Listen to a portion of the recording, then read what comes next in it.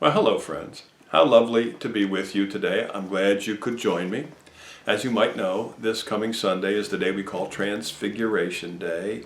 And the text that goes with Transfiguration Day comes from the Gospel according to Luke, chapter 9, beginning in verse 28, continuing to verse 36. Listen to the Word of God. Jesus took Peter, John, and James with him and went up onto a mountain to pray. And as he was praying, the appearance of his face changed, and his clothes became as bright as a flash of lightning. And two men, Moses and Elijah, appeared in glorious splendor talking with Jesus. They spoke about his departure, which he was about to bring to fulfillment in Jerusalem. Peter and his companions were very sleepy, but when they became fully awake, they saw his glory and the two men standing with him. And as the men were leaving Jesus, Peter said to him, "Master, it's good for us to be here. Let's put up 3 shelters, one for you, one for Moses, one for Elijah."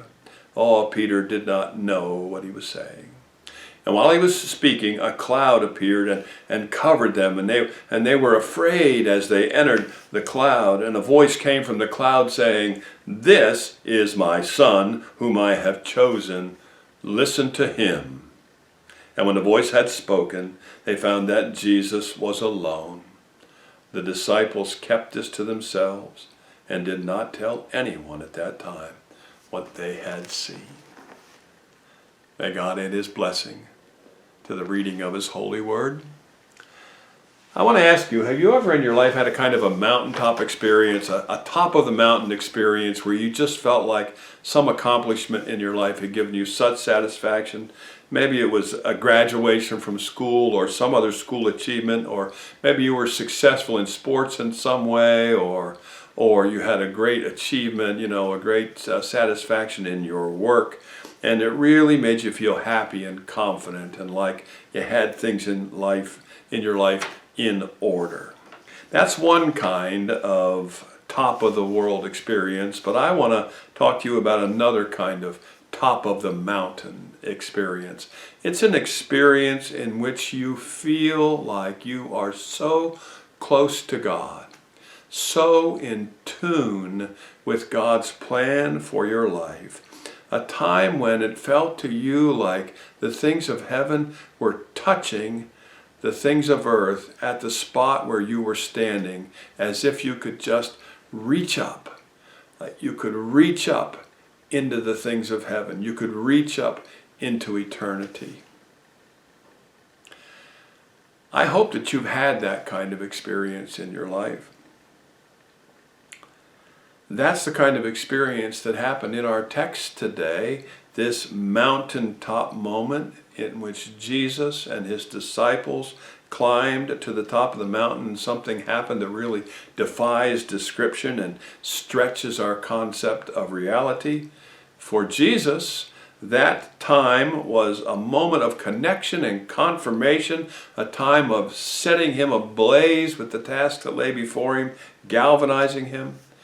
For James and John and for Peter, it was a glimpse into the transcendence and power of eternity, a peek beyond the reality of their everyday life. It was a mountaintop experience of the first order. You may be a person who has spent your life in a church setting, and this story may feel sort of told and told and told to you, or you know all the players. Yes, I know. These Elijah and Moses were there, and Jesus' clothes shine, and his face shined, and the disciples were scared, and you know the whole story, and it feels sort of rote and without energy in a way. Oh, but for the people who were there, for those disciples who saw what they saw, experienced what they did, it was a mountaintop experience extraordinaire. I think it's noteworthy that we remember that as soon as the experience was over, Jesus went on down the mountain back to his daily routine in the valley, back to preaching and teaching and caring, back to reality, if you will, of his life down below. And Jesus is like that. He leads us to the spiritual high places, and He leads us down into the broken world. Now, whenever you have a chance to go to the mountaintop with Jesus, I say you should take that chance. Because on the mountaintop, we grow in connection and understanding of God. Just like Peter, we need those moments, and we need to be reminded that listening to Jesus is the thing we're called to do by God. And we also want to remember that this whole mountain and valley system is connected, and try not to lose sight of the fact that the mountains and the valleys are all part of a whole. Jesus never forgot that. I already said that as soon as this mountaintop experience was over, Jesus went right back to the work that was being done down below in the valleys, in real life as we know it on earth. And Jesus never forgets why he's there, never forgets why he's here. And sometimes I think we do. Sometimes we lose track of the transcendent, all-powerful God for a moment in our lives or for a season in our lives. If that's happened to you, I want you to remember that God never loses track of you. I heard a story once told by a professor named John Powell, a professor and pastor from a Midwestern university, who was once teaching a class in the theology of faith. And in that class he had a young man named Tommy. And he says Tommy was, it turns out, his resident atheist for that semester. And all through this class, talking about the theology of faith, Tommy raised a million questions and challenged everything the professor said. And although he says, I certainly honor questions, he became kind of a royal pain in the neck for that semester. And when the semester was over, I was a little glad, relieved that he was on his way because he had been challenging. As he was leaving class on that final day, this young man, this boy, Tommy, said to the professor, "Professor, do you think I will find God?" And the professor said, just in a short, thoughtless answer, I said, "No." And Tommy looked at me and he just turned and started to walk out of the class. But as he went, I realized I wanted to say something more. I said after him as he left, "But God will find you." And then Tommy was gone, he said, and I thought he didn't even hear my last sentence. And I went on back to my life and didn't hear anything about Tommy for a good long time until several years later I heard through friends that this young man, Tommy, had at a very young age, in his 20s, become terminally ill. And the professor said I was very saddened, and I wondered and I prayed and I hoped for the very best for that young man. And I had not seen him ever since he left my class that day. Then one day, he says, he came into my classroom.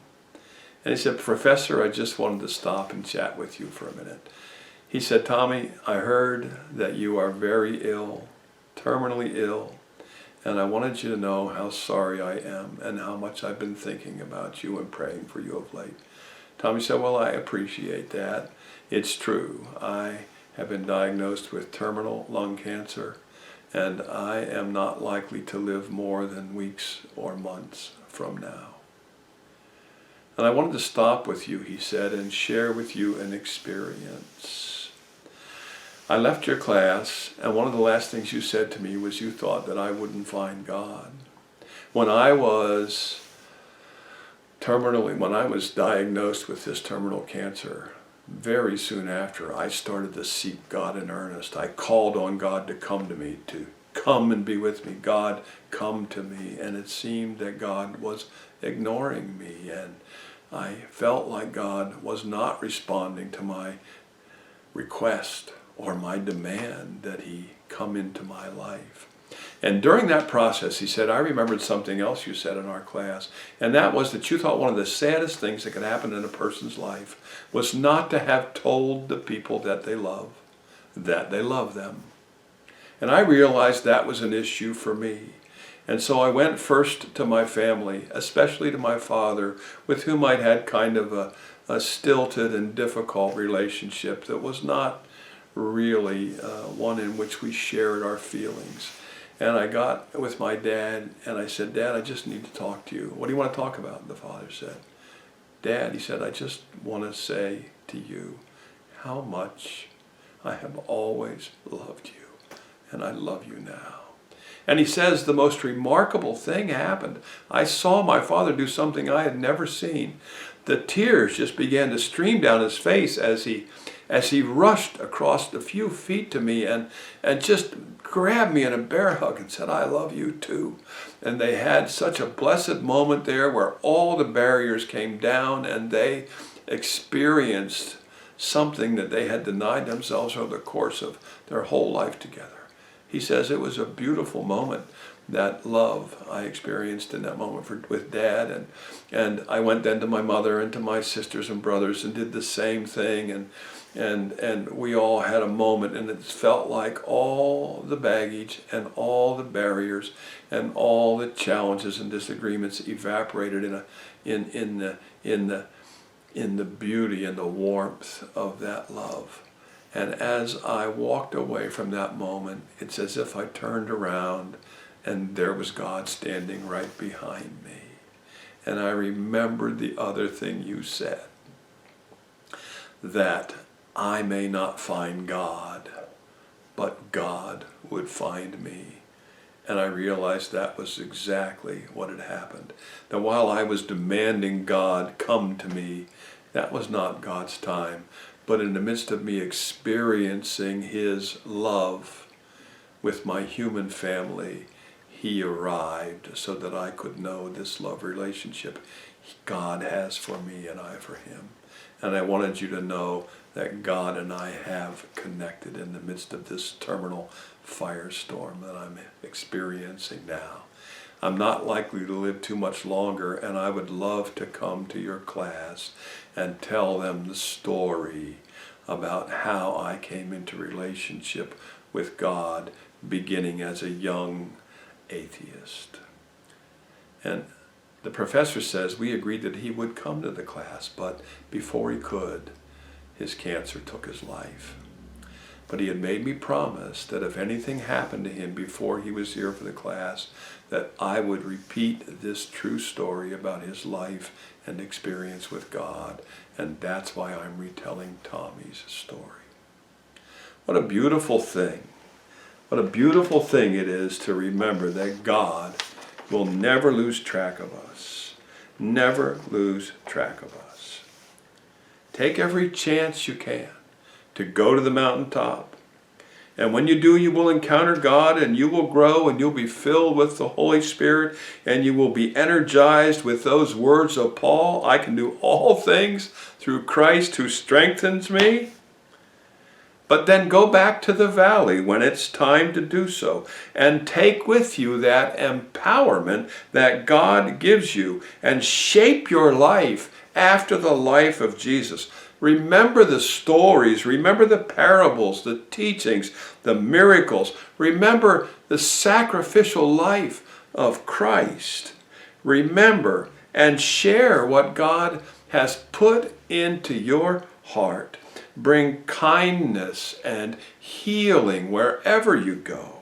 Every chance you get, bring new life into the valley. Love God, love each other, and change your world.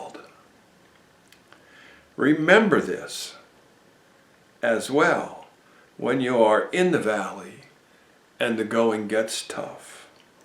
That even though you are not on the mountain right now and you can't see God very well, God is there.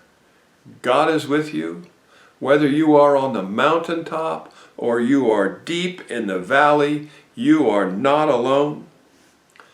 St. Patrick, the patron saint of Ireland, is legendarily said to have a breastplate on which was written a prayer of protection that goes sort of like this.